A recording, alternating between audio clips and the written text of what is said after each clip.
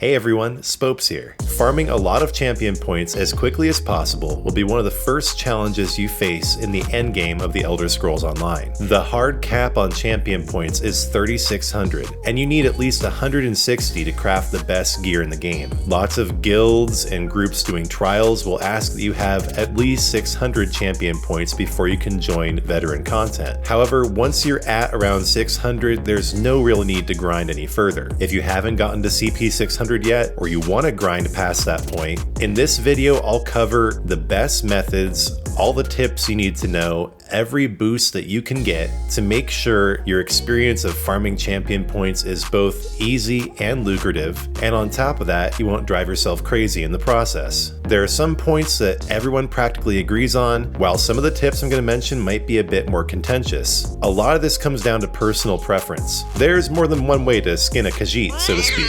In the endgame of ESO, you have quite a few options at your disposal when it comes to grinding CP. However, I do think some are better than others, and I'll be free in giving my opinion throughout this video. I've been playing the game quite a while, and so I know what works for me. I'll pass on that knowledge while also providing some competing insight. One thing I'll say right off the bat is that you just get CP by just playing the game. You don't have to farm or grind. It definitely speeds things up, but just by playing ESO, you'll eventually get to CP 600 and beyond. I've done plenty of grinding, it's true, but at least half of my 1500 champion points have come from just playing the game and enjoying myself. So I really want to recommend that you don't farm champion points at the expense of enjoying the game. If the farming and the grinding gets to be too much, take a break, go do some quests, and understand that you'll still be getting champion points in the background, and that getting to CP 600 is basically a cakewalk, and even getting to my level of CP 1500 really doesn't take that much work. Alright, with that out of the way, let's cover the prerequisites you'll need to get in place in order to get the most XP gain possible. First of all, you should know about the daily enlightenment bonus. When you look at my champion bar down there, even the part that hasn't been filled yet is glowing with this kind of pulsating color. That shows that you are enlightened. Every day at the reset, you get an enlightenment bonus that gives you 400k XP at a faster rate. You get XP at a considerably increased rate for that first 400k, and if you happen to log out for a while, this stacks up to 12 days for a total of 4,800,000 XP. When I do take breaks from the game or I don't do much XP gain for a while, it's fun coming back and rolling through all that enlightenment. You get 5, 6, 7 CP. At the beginning, when you're at the lower levels, that enlightenment will give you probably 3 or 4 CP per day. It starts to slow down. As you get closer to the 1000 CP mark, the amount of XP per champion point starts to increase. You need to grind more XP to get each point. At this stage in the game,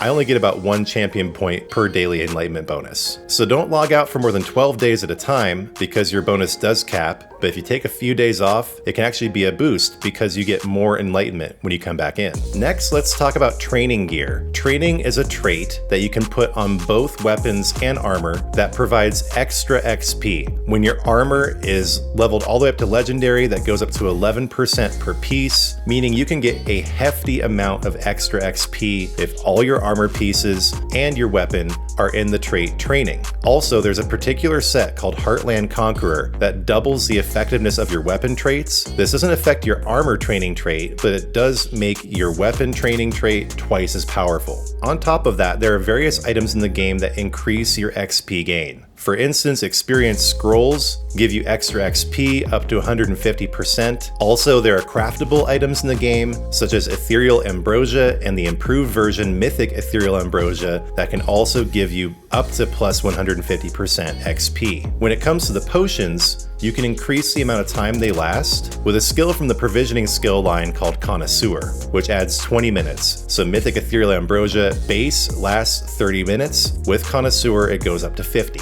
There are also some smaller XP buffs that are nonetheless worth mentioning. If you're in a group of exactly 2 players, you both get 10% plus XP. Add another 10% to that if you're married to the other player through a Pledge of Mara. You have to sacrifice a ring slot for the Ring of Mara for this to work, but if you have the Ring of Mara equipped and you're playing with another person who you've gotten married to in the game, that's another plus 10% XP. On top of that, for this entire year, you get plus 10% XP while adventuring on the island of Solstice, Solstice. So whether it's questing, grinding the Dietrich Grotto public dungeon, or whatever else you might be doing on Solstice, understand you're going to get another plus 10% XP. Lastly, there are periodic events in the game that double your XP gain across the board. This stacks with other XP gains, so you might want to wait for Jubilee Festival, New Life Festival, or one of the other events that passively gives you double XP. Expert players who are watching, do let me know if there are any XP buffs I missed, but I'm pretty sure that covers it. Moving on to the best activities you can do to grind CP. First of all, every day you get a huge bonus for doing your daily random dungeon. There's no need to do it in veteran mode, and if you're still grinding up the XP, you should definitely do it in normal. But once you've reached level 50 and you've unlocked CP, you get around 100,000 XP just for completing that dungeon. This does double during those XP events.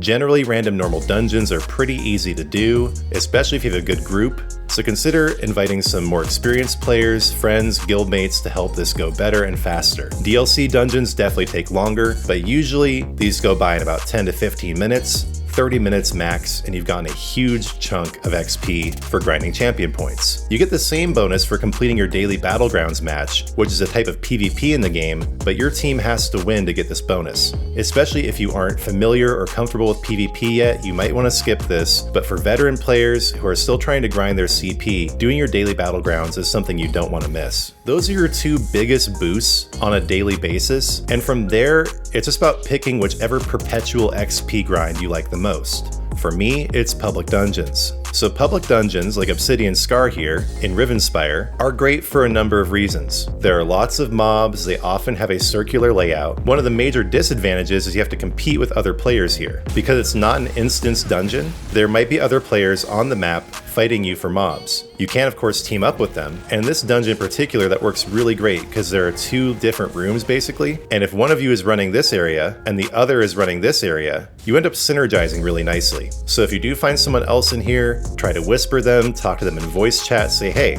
let's split up. You go on one side, I go on the other. The reason this synergizes is that mob respawns are based on how quickly you kill the mobs. So if someone's on the other side of the dungeon killing all the mobs, the ones on your side will respawn faster too. Often when I'm running around in here, I can rack up multiples of over 100k XP even without enlightenment. It's all a matter of how quickly you kill ads. This is my personal favorite. I've always done this for grinding CP, but it doesn't mean it's the only option. Another popular option is arenas, which are instanced, which means that only you and your group members can enter. My issue with arenas is that they're considerably harder. For Black Rose Prison, for instance, one of the most popular for XP grinding, you need to be carried. You need to play with somebody else who has really fast clear, and then you just repeat the first stages over and over again. So there's lots of downtime as you go out of the dungeon and back in. You have to wait between the stages, and the overall difficulty is a lot higher. In terms of the total XP you can get, arenas are the same or even better than public dungeons. But again, they're more difficult, there's more prerequisites. There's another popular one in Craglorn called Skyreach, but again, the same issue. You just repeat the first couple stages over and over again. It's incredibly boring, kind of annoying. I mean, I'm not trying to throw too much shade on this method.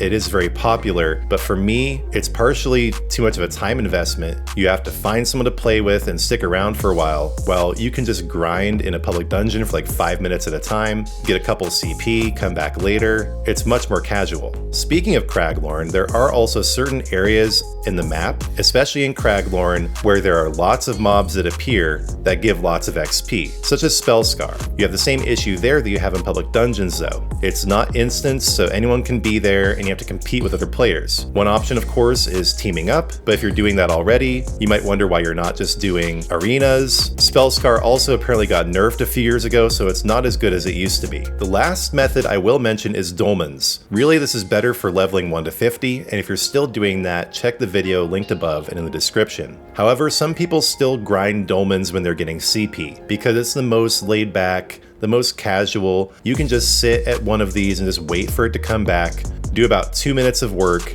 and then get back to what you were doing. For me, with CP grinding though, dolmens are too slow. I don't want to stick around and just wait. You don't really gain that much XP. I can get a lot more in public dungeons once I have a tune that has all its CP allocated, has CP 160 gear, and is optimized for taking down ads. But yeah, there's 4 options for you. Public dungeons, arenas, open areas like Spellscar, and dolmens. Take your pick. I personally definitely prefer public dungeons, and if you haven't yet, I would definitely recommend going and checking out Dietra Grotto. It's probably the most beautiful public dungeon in the game, and remember that you do get that extra 10% plus XP when adventuring in Solstice this year. Okay, that covers most of the nitty-gritty, but there are a few more points I do want to mention before I go. While you're grinding CP, you're also going to want to level your skill lines, whether they're the ones that come with your class or they're subclassed. To do so, you need to have at least one skill from that skill line equipped, and then I really recommend getting the new champion point node, Disciplined Artisan, as soon as you can. It gives up to 15% extra XP to any skill lines with skills you have slotted. Also, grinding CP is a great opportunity to level up your companion. Companions also make the process of grinding adds a lot faster, and you'll notice as you grind CP that your companion gains a level every 30 minutes or so, with a maximum level of 20. Companion levels are also shared across all your characters, so the work you do here will be enjoyed on every other character that you use. And also, it is worth mentioning, if you didn't know, that your CP is shared across all your characters too,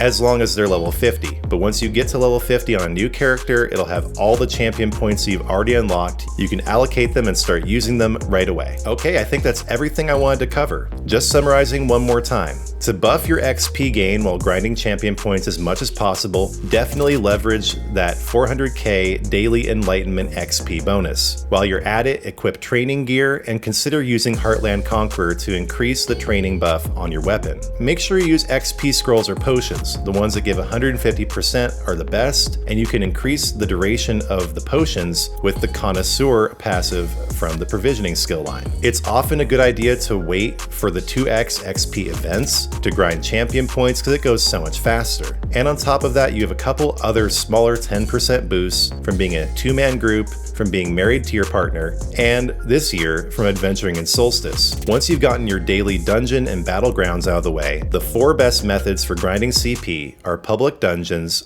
arenas, open areas with lots of mobs like Spellscar, and dolmens if you aren't bored with those already from getting to 1 to 50. And then to make sure you're gaining as much as possible while you grind CP, make sure you've invested in the Disciplined Artisan champion point passive and that you've equipped skills from any skill lines you want to level. Having a companion out will both improve your mob clears and level your companion. If there's anything I've missed, please don't hesitate to tell me in the comments, but I think that is a good introductory guide to how to farm champion points in ESO as quickly as possible. I thank you guys so much for watching today. I really hope I nailed it with the guide. Please let me know in the comments, let me know with your likes and subscribes and shares, and I will encourage you to join the Spopes Army with plans starting at just $1 a month to access all my members-only content, which is only getting bigger with time. Also, please do check out spopesector.com. At the time you're watching this video, it might still be pretty bare bones, but I do intend to make my website the authoritative hub for gaming information and Spopes merchandise in the weeks and months to come. I give all glory to God for the video. Thank you, Lord, for giving me the experience to share here, for inspiring me to share the experience, and for bringing people into my path who need this information, who asked me to provide it. I thank God for you guys. Thank you for watching. I'll be back soon with more content.